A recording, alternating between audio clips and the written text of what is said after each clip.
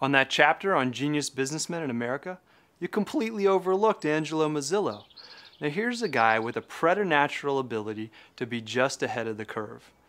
At the height of the mortgage writing business, his company, Countrywide, was originating 20% of all the home loans in America. And by the time it had all blown up, Angelo had cashed out personally for $600 million in salary and options.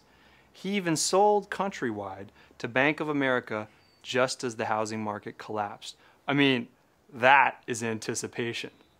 A couple years later, the SEC decides to flex its muscles and actually go after Angelo for fraud. I mean, what's wrong with this picture? I mean, Angelo is just a guy who's trying to make a little bit of money and get a lot of people in their homes. But he decides to settle in a civil suit for $22.5 million. Now, here's the genius of Angelo Mozilo. When he sold to Bank of America, he got it put in the contract that if any fraud charges cropped up, the bank would be on the hook for most of it. So Bank of America paid $20 million.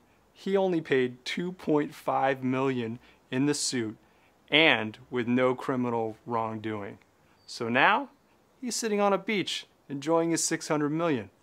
Now that is a guy who earns at least a chapter in my book.